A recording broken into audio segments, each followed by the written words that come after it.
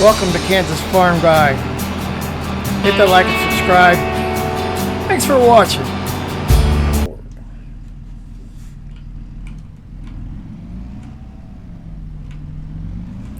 Howdy, Kimbers.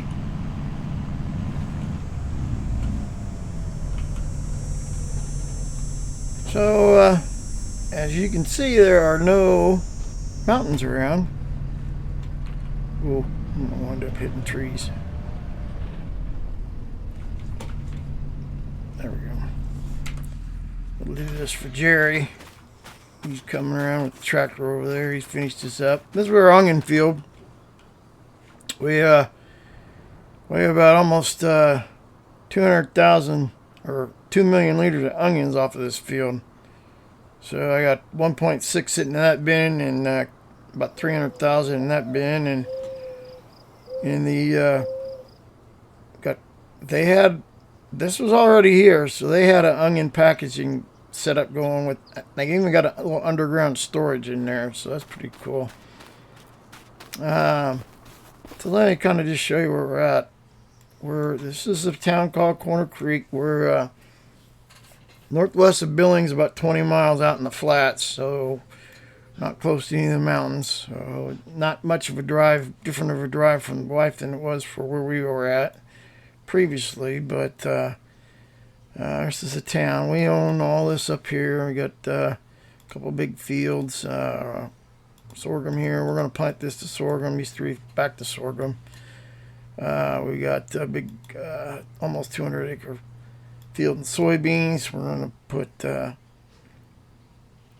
these two in soybeans here. We harvested canola, replanted. This was wheat. We harvested it, and I'm going to replant it to corn. These three fields will be corn.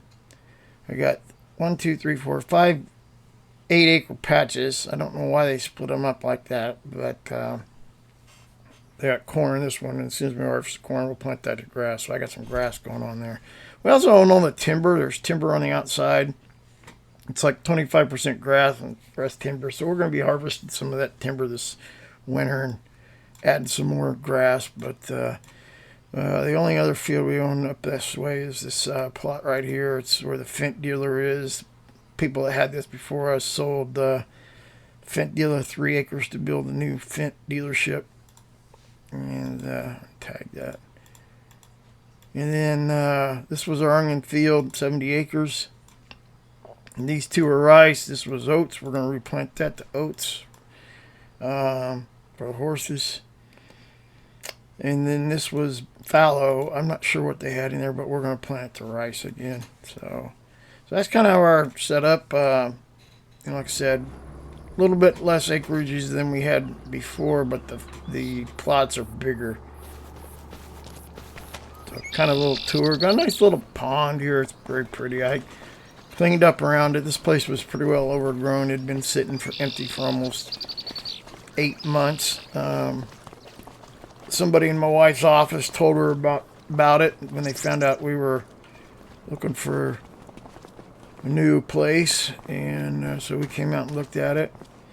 I did buy a little 5S Massey to put just kind of use around the farm, but I put mower on it, and that's what I've been using for the mower.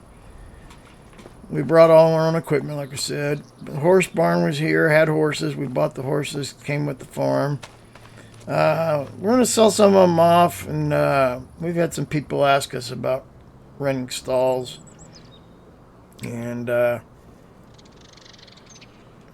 part of that rental is that we feed and water and maintain them, and they come out and ride them and whatnot. One of the big differences was the sheep barn. I got 2 part-time boys that come in. One of them comes in every morning and milks the goats. And then I got a professional, she's a professional sheep shearer. She comes around on a regular basis and shears sheep. But we got 750 sheep and 250 goats out here. So, yeah. This building is just a big cold shed, just like we have. Chickens, I got 1,000 chickens.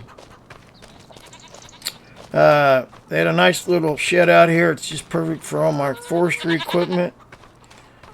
There's a just, you can kind of see the top of it there above the shed. It's a fertilizer, a little fertilizer plant. We've got fertilizer going there, and then right next to it is you can just see the top, over the top of that trailer is a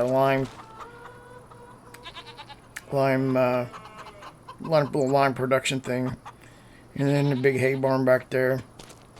We have 500 Holsteins going on in the dairy. That's good.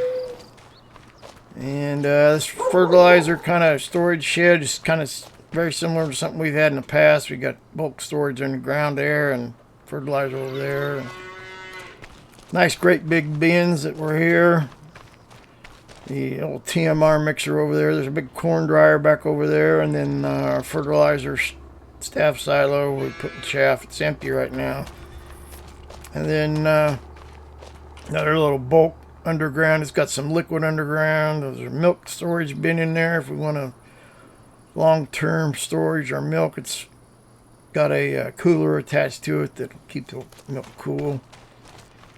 I don't foresee us using that because I just don't see it. We're not big enough. But we got the milk containers. The milk barn has enough storage for the milk we're producing. So yeah.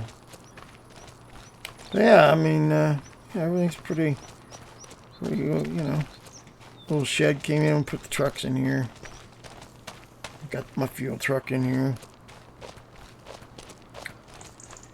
They already had this little operation going on over here. This little stone shed was already here, and they put a shelter house over there, onion packaging. Now I gotta get over here, and we have about 300,000 liters of onions sitting here being processed right now. They even had a hay palletizing set up like we did. It was empty. I put in some stalls and set it up like we had it before. And that's straw. That's all straw.